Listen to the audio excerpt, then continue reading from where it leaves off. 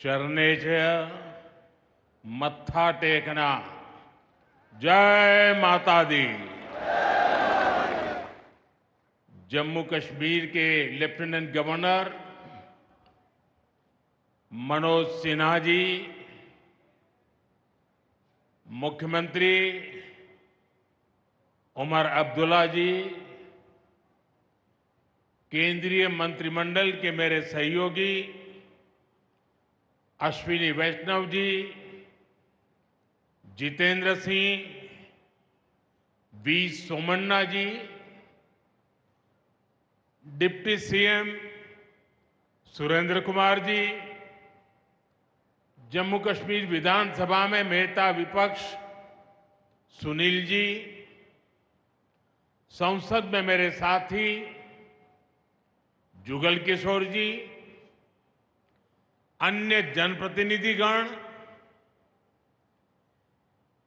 और मेरे प्यारे भाई और बहनों,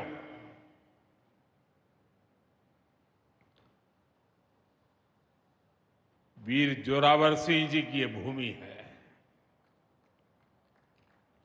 मैं इस धरती को प्रणाम करता हूं। साथियों, आज का ये कार्यक्रम भारत की एकता और भारत की इच्छा शक्ति का विराट उत्सव है।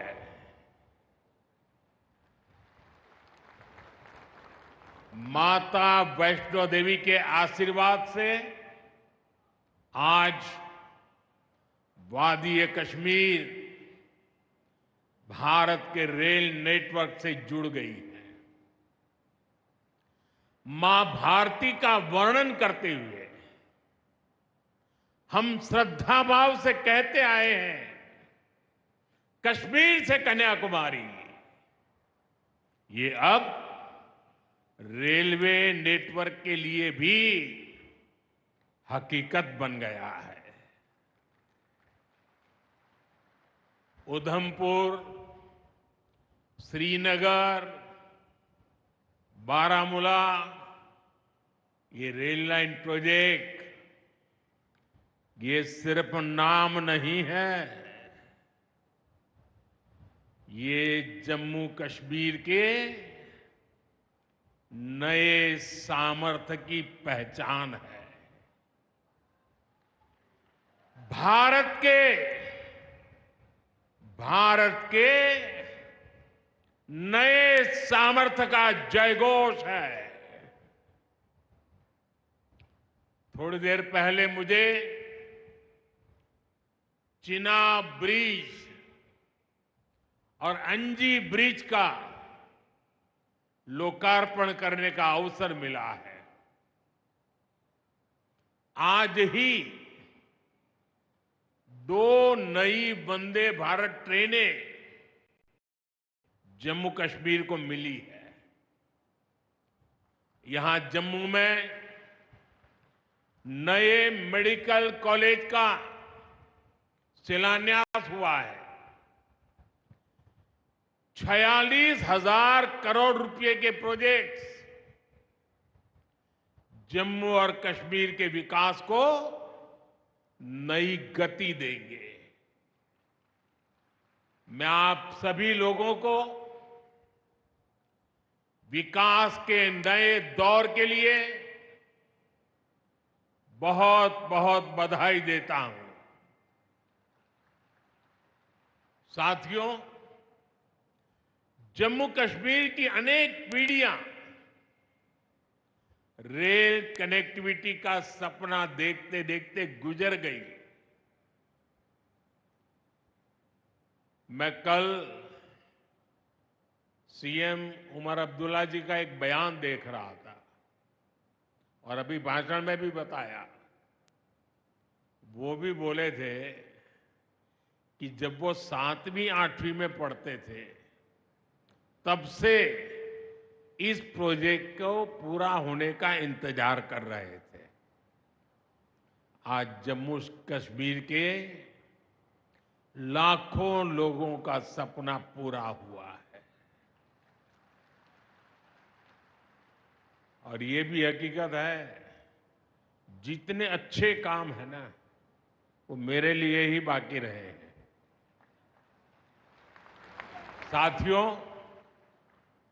ये हमारी सरकार का सौभाग्य है कि इस प्रोजेक्ट ने हमारे कार्यकाल में गति पकड़ी और हमने इसे पूरा करके दिखाया। बीच में कोविड के कालखंड के कारण भी अनेक मुसीबतें आई, लेकिन हम डटे रहे।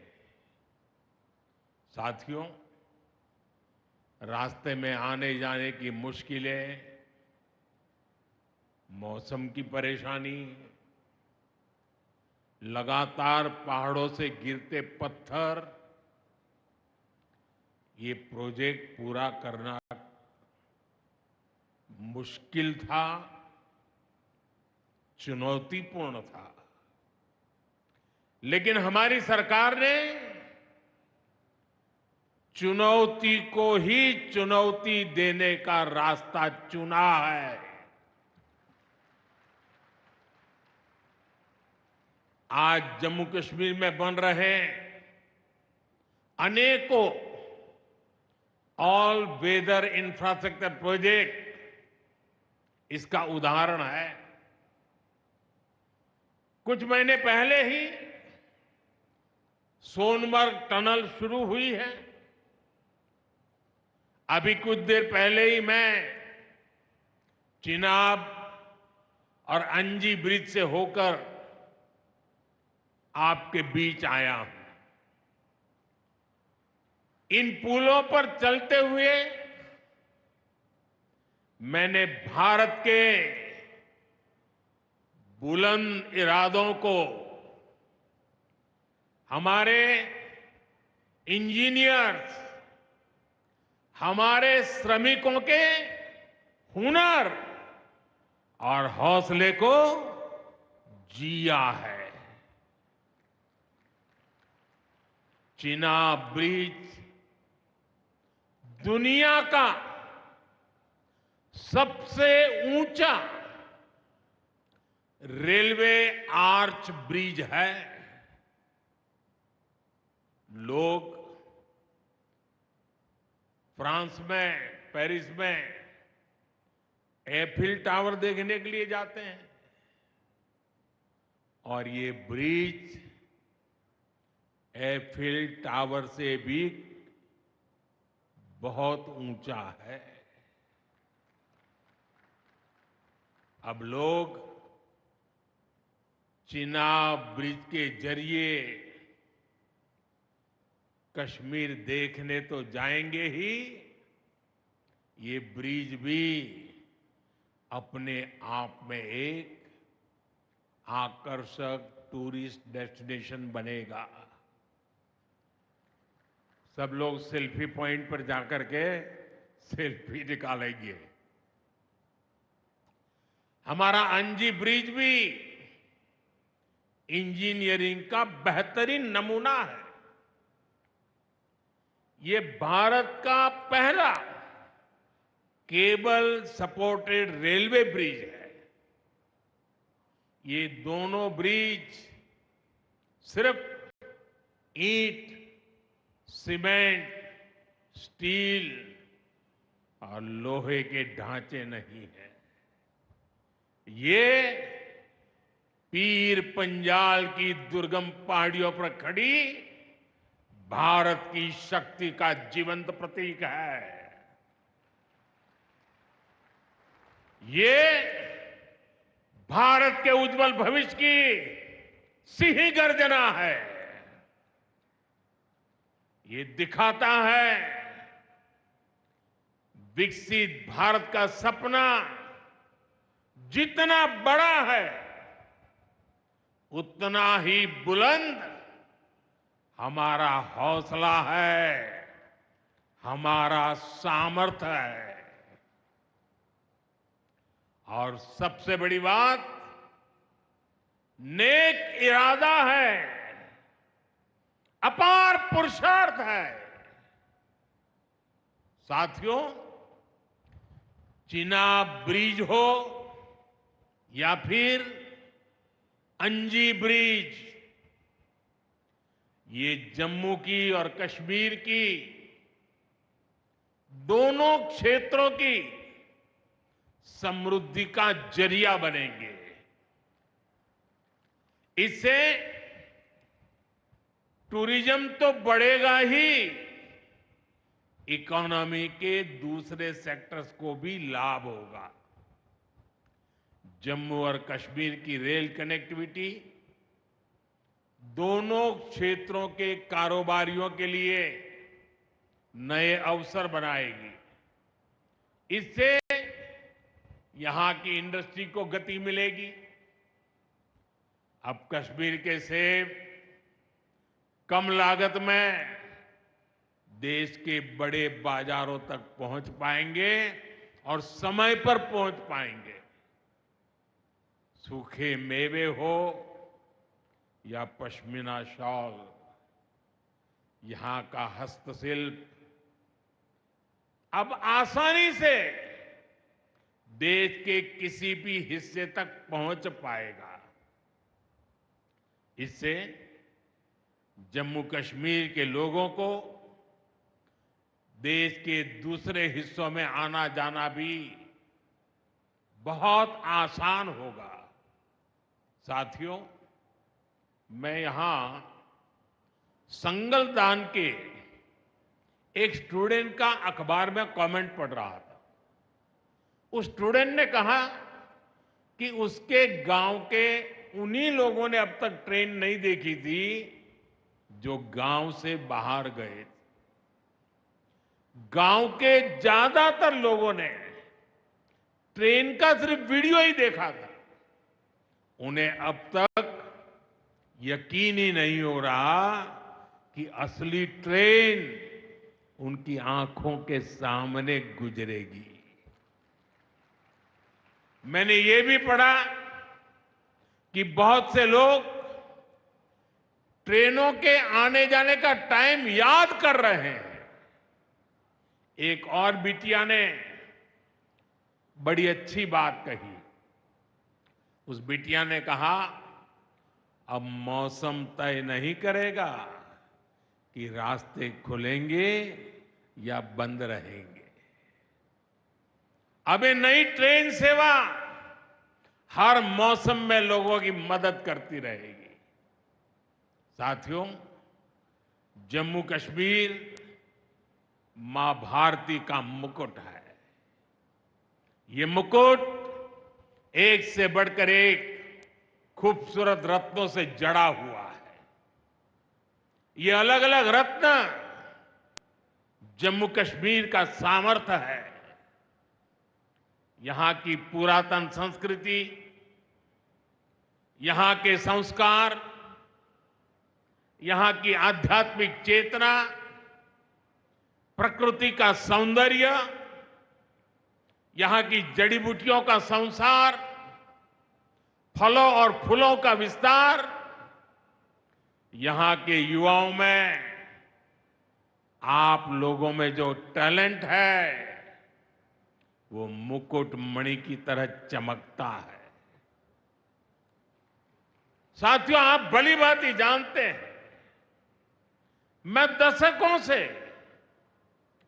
जम्मू और कश्मीर आता जाता रहा। इंटीरियर इलाकों में मुझे जाने का, रहने का अवसर मिला है। मैंने इस सामर्थ्य को लगातार देखा है, महसूस किया है, और इसलिए मैं पूरे समर्पण भाव के साथ जम्मू कश्मीर के विकास में जुटा हूं। साथियों, जम्मू कश्मीर भारत की शिक्षा और संस्कृति का गौरव रहा है। आज भारत दुनिया के बड़े नॉलेज हब में से एक हमारा जम्मू कश्मीर बन रहा है। तो इसमें जम्मू कश्मीर की भागीदारी भी भविष्य में भी बढ़ने वाली है।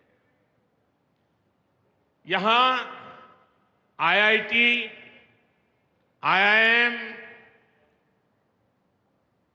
एम्स और नीट जैसे संस्थान है। जम्मू और श्रीनगर में सेंट्रल यूनिवर्सिटीज हैं। जम्मू और कश्मीर में रिसर्च इकोसिस्टम का भी विस्तार हो रहा है। साथियों, यहां पढ़ाई के साथ साथ दवाई के लिए भी अभूतपूर्व काम हो रहा है। बीते कुछ सालों में ही 2 स्टेट लेवल के कैंसर संस्थान बने हैं। पिछले 5 वर्षों में यहां 7 नए मेडिकल कॉलेज शुरू किए गए हैं। आप भी जानते हैं, जब मेडिकल कॉलेज खुलता है तो उससे मरीजों के साथ ही उस क्षेत्र के युवाओं को भी सबसे ज्यादा फायदा मिलता है। जम्मू कश्मीर में अब एमबीबीएस की सीटों की संख्या 500 से बढ़कर 1300 तक पहुंच गई है। मुझे खुशी है कि अब रियासी जिले को भी नया मेडिकल कॉलेज मिलने जा रहा है। Shri Mata Vaishno Devi institute of medical excellence, ये आधुनिक अस्पताल तो है, ये दान पुण्य करने की हमारी जो संस्कृति है उसका भी उदाहरण है।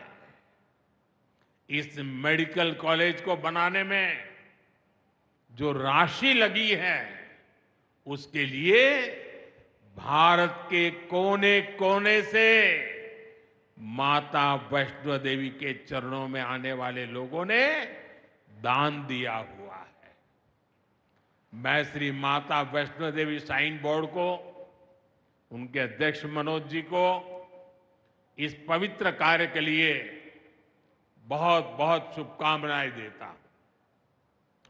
इस अस्पताल की क्षमता भी 300 बेड से बढ़कर 500 बेड की जा रही है। कटरा में माता वैष्णो देवी के दर्शन करने आने वाले लोगों को भी इससे बहुत सहूलियत रहने वाली है।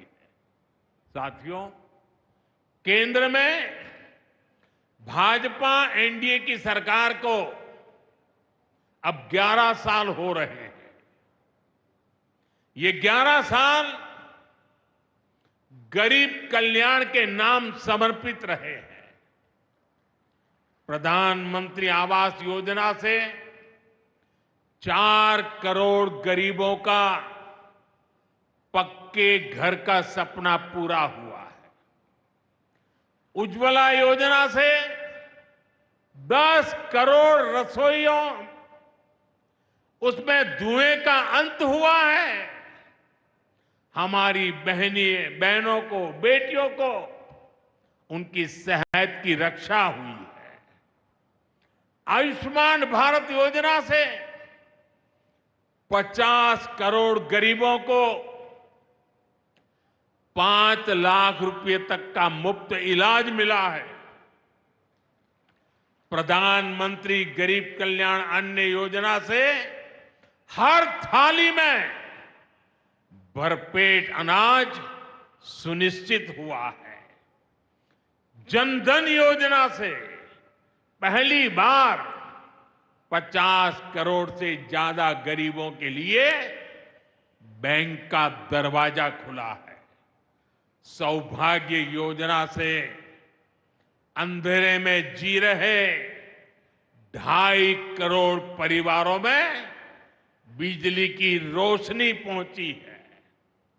स्वच्छ भारत मिशन के तहत बने 12 करोड़ शौचालयों ने खुले में शौच की मजबूरी से मुक्ति दिलाई है।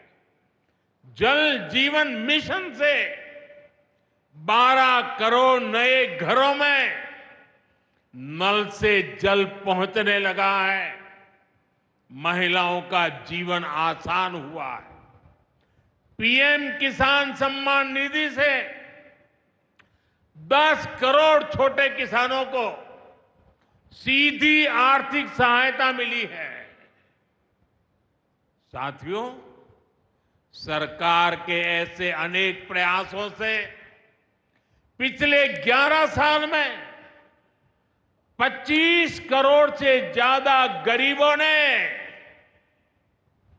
गरीबी को, हमारे ही गरीब भाई बहनों ने गरीबी के खिलाफ जंग लड़ा और 25 करोड़ गरीब गरीबी को परास्त कर करके, विजयी होकर के गरीबी से बाहर निकले हैं।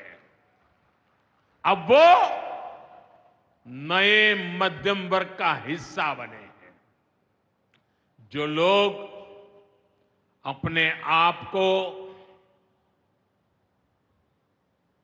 समाज व्यवस्था के एक्सपर्ट मानते हैं, बड़े खेरखा मानते हैं, जो लोग अगड़े पिछड़े की राजनीति में डूबे रहते हैं, जो लोग दलितों के नाम पर राजनीतिक रोटियां सेकते रहे हैं, जरा जिन योजनाओं का मैंने सिर्फ उल्लेख किया है उसकी तरफ नजर कर लीजिए। कौन लोग हैं जिनको ये सुविधाएं मिली हैं? वो कौन लोग हैं जो आजादी के 7 दशक तक इन प्राथमिक सुविधाओं से वंचित रहे थे?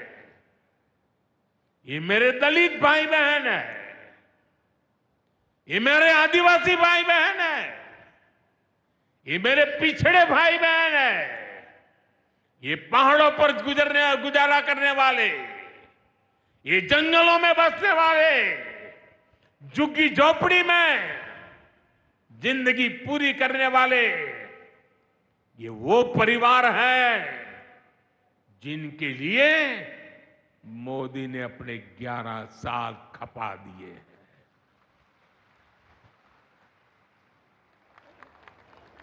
केंद्र सरकार का प्रयास है कि गरीबों को, नए मध्यम वर्ग को ज्यादा से ज्यादा ताकत दे। 1 रैंक 1 पेंशन हो, 12 लाख रुपए तक की सैलरी को टैक्स फ्री करना हो, घर खरीदने के लिए आर्थिक सहायता देना हो, सस्ती हवाई यात्रा के लिए मदद देनी हो, हर तरह से सरकार गरीब और मध्यम वर्ग के साथ कंधे से कंधा मिलाकर चल रही है। साथियों, गरीबों को गरीबी से मुक्ति पाने के लिए उनका मदद करना, लेकिन ईमानदारी से जीने वाले, देश के लिए समय समय पर टैक्स देने वाले मध्यम वर्ग की ताकत बढ़ाना, इसके लिए भी आजादी में पहली बार इतना काम हुआ है जो हमने करके दिखाया है। साथियों, हम अपने यहां नौजवानों के लिए लगातार रोजगार के नए अवसर बढ़ा रहे हैं और इसका एक अहम जरिया है टूरिज्म। टूरिज्म से रोजगार मिलता है, टूरिज्म लोगों को जोड़ता है, लेकिन दुर्भाग्य से हमारे पड़ोस का देश मानवता का विरोधी, मेलजोल का विरोधी, टूरिज्म का विरोधी, इतना ही नहीं, वो ऐसा देश है जो गरीब की रोजी रोटी का भी विरोधी है। 22 अप्रैल को पहलगाम में जो कुछ हुआ वो इसी का उदाहरण है। पाकिस्तान ने पहलगाम में इंसानियत और कश्मीरियत दोनों पर वार किया। उसका इरादा भारत में दंगे कराने का था। उसका इरादा कश्मीर के मेहनतकश लोगों की कमाई को रोकना था। इसलिए पाकिस्तान ने टूरिस्ट पर हमला किया। वो टूरिज्म जो बीते 4-5 साल में लगातार बढ़ रहा था, हर साल यहां रिकॉर्ड संख्या में टूरिस्ट आ रहे थे। जिस टूरिज्म से जम्मू कश्मीर के गरीबों के घर चलते हैं, उसको पाकिस्तान ने निशाना बनाया। कोई घोड़े चलाने वाला, कोई पोर्टर, कोई गाइड, कोई गेस्ट हाउस वाला, कोई दुकान ढाबा चलाने वाला, पाकिस्तान की साजिश इन सबको तबाह करने की थी। आतंकियों को चुनौती देने वाला नौजवान आदिल, वो भी तो वहां मेहनत मजदूरी करने गया था, लेकिन अपने परिवार की देखरेख कर सके इसलिए मेहनत कर रहा था। आतंकियों ने उस आदिल को भी मार दिया। साथियों, पाकिस्तान की साजिश के खिलाफ जिस प्रकार जम्मू कश्मीर के लोग उठ खड़े हुए हैं, जम्मू कश्मीर के अवाम ने इस बार जो ताकत दिखाई है, ये सिर्फ पाकिस्तान नहीं, दुनिया भर की आतंकवादी मानसिकता को जम्मू कश्मीर के लोगों ने कड़ा संदेश दिया है। जम्मू कश्मीर का नौजवान अब आतंकवाद को मुंह तोड़ जवाब देने का मन बना चुका है। ये वो आतंकवाद है जिसने घाटी में स्कूल जलाए, और सिर्फ स्कूल यानी इमारत नहीं जलाई थी, 2-2 पीढ़ी का भविष्य जला दिया था, अस्पताल तबाह किए, जिसने कई पीढ़ियों को बर्बाद किया। यहां जनता अपनी पसंद के नुमाइंदे चुन सके, यहां चुनाव हो सके, ये भी आतंकवाद के चलते बड़ी चुनौती बन गया था। साथियों, बरसों तक आतंक सहने के बाद जैसे जम्मू कश्मीर ने इतनी बर्बादी देखी थी, इतनी बर्बादी देखी थी कि जम्मू कश्मीर के लोगों ने सपने देखना ही छोड़ दिया था। आतंकवाद को ही अपना भाग्य मान लिया था। जम्मू कश्मीर को इस स्थिति से निकालना जरूरी था, और हमने ये करके दिखाया है। आज जम्मू कश्मीर का नौजवान नए सपने भी देख रहा है और उन्हें पूरे भी कर रहा है। अब कश्मीर का नौजवान बाजारों को, शॉपिंग मॉल्स को, सिनेमा हॉल को गुलजार देख करके खुश है। यहां के लोग जम्मू कश्मीर को फिर से फिल्मों की शूटिंग का प्रमुख केंद्र बनते देखना चाहते हैं। इस क्षेत्र को स्पोर्ट्स का हब बनते देखना चाहते हैं। यही भाव हमने अभी माता खीर भवानी के मेले में भी देखा है।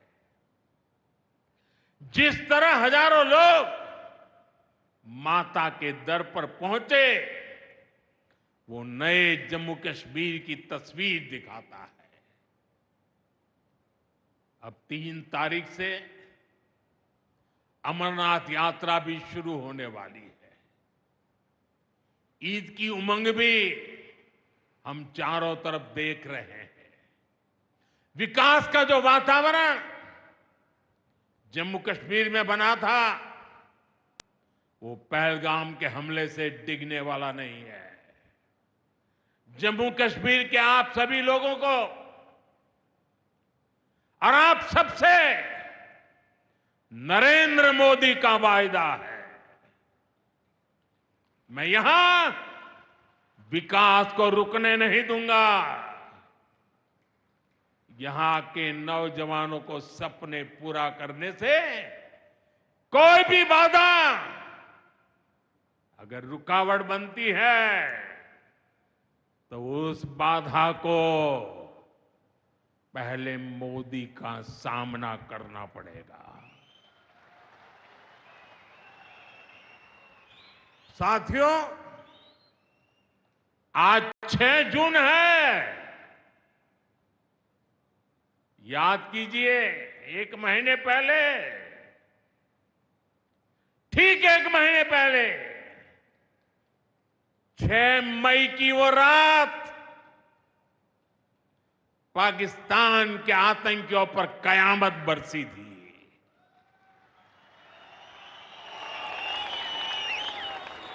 अब पाकिस्तान कभी भी ऑपरेशन सिंदूर का नाम सुनेगा तो उसे अपनी शर्मनाक शिकस्त याद आएगी।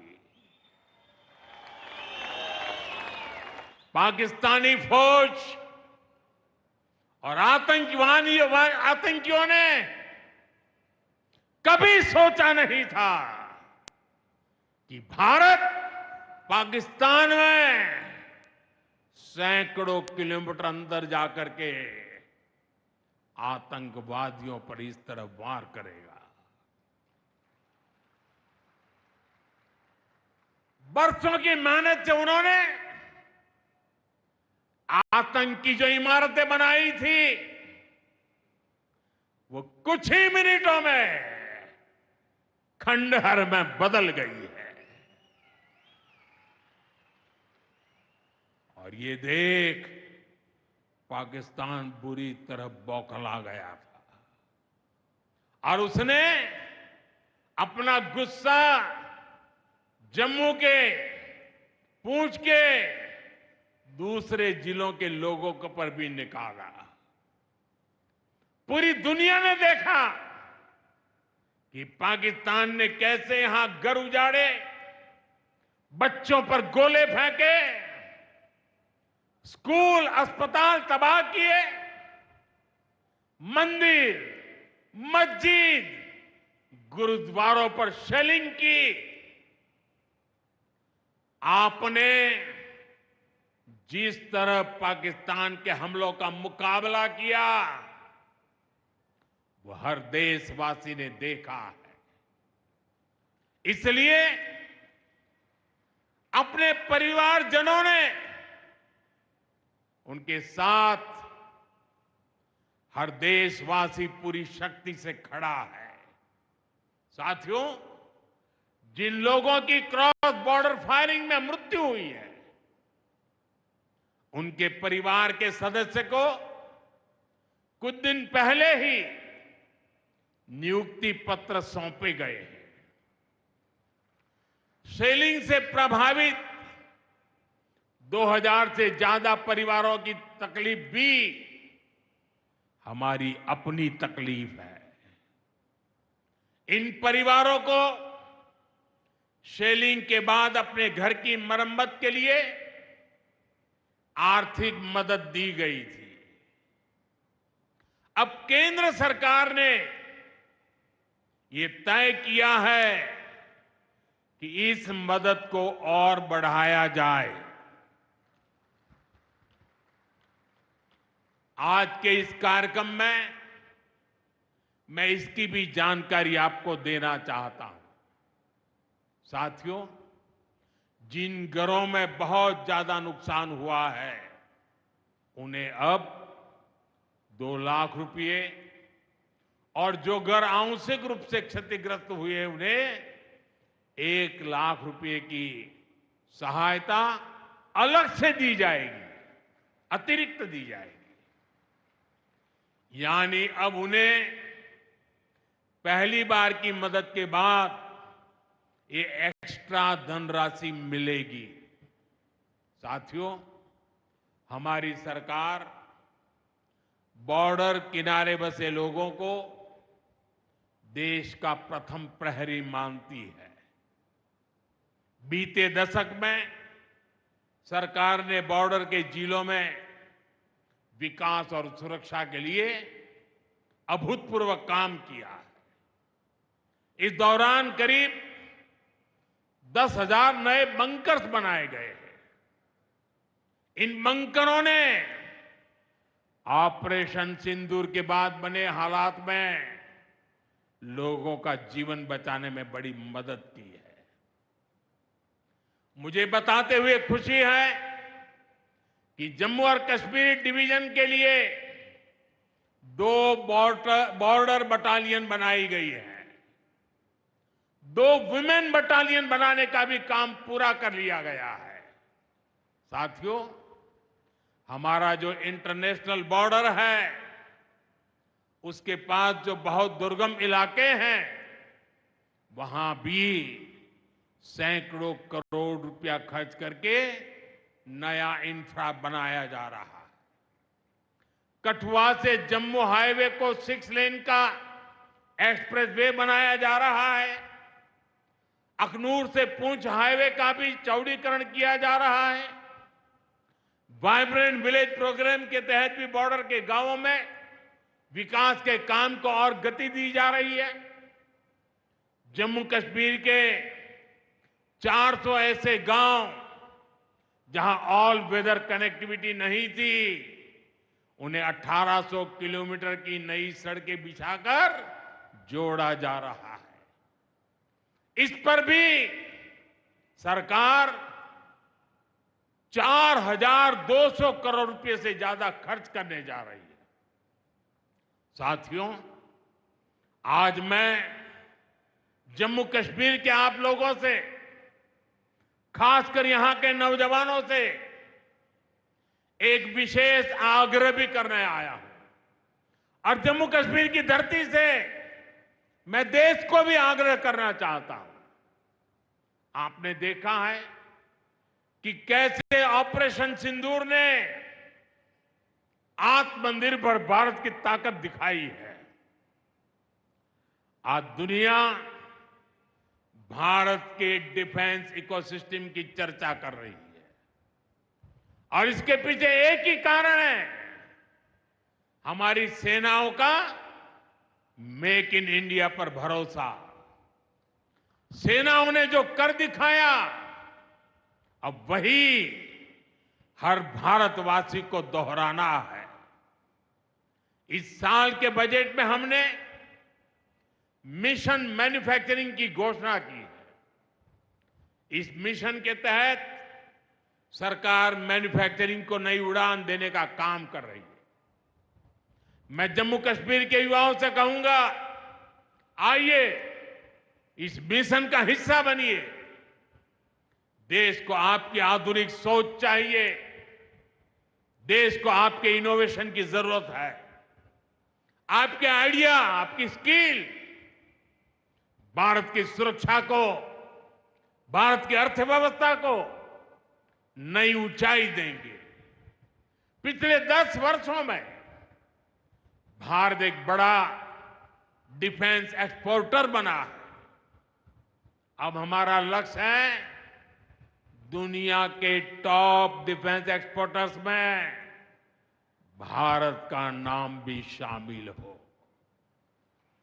इस लक्ष्य की ओर हम जितना तेजी से बढ़ेंगे उतनी ही तेजी से भारत में रोजगार के लाखों नए अवसर पैदा होंगे। साथियों, हमें एक और संकल्प लेना है। जो सामान भारत में बना हो, जिसमें हमारे देशवासियों का पसीना लगा हो, हम सबसे पहले उसे ही खरीदें। और यही राष्ट्रभक्ति है, यही राष्ट्र की सेवा है। सीमा पर हमें हमारी सेनाओं का मान बढ़ाना है और बाजार में हमें मेड इन इंडिया का गौरव बढ़ाना है। साथियों, एक सुनहरा और उज्जवल भविष्य जम्मू कश्मीर का इंतजार कर रहा है। केंद्र सरकार और यहां की सरकार मिलकर विकास के कार्यों में जुटे हैं, एक दूसरे को सहयोग कर रहे हैं। शांति और खुशहाली के जिस रास्ते पर हम आगे बढ़ रहे हैं, हमें उसे लगातार मजबूत करना है। मां वैष्णो देवी के आशीर्वाद से विकसित भारत, विकसित जम्मू कश्मीर का यह संकल्प सिद्धि तक पहुंचे, इसी कामना के साथ आप सभी को फिर से ये ढेर सारे विकास के प्रोजेक्ट के लिए और एक से बढ़कर एक शानदार प्रोजेक्ट के लिए मैं बहुत बहुत बधाई देता हूं। दोनों मुट्ठी बंद करके पूरी ताकत से मेरे साथ बोलिए, भारत माता की। आवाज हिंदुस्तान के हर कोने में गूंजनी चाहिए। भारत माता की, भारत माता की, भारत माता की, भारत माता की। बहुत बहुत धन्यवाद।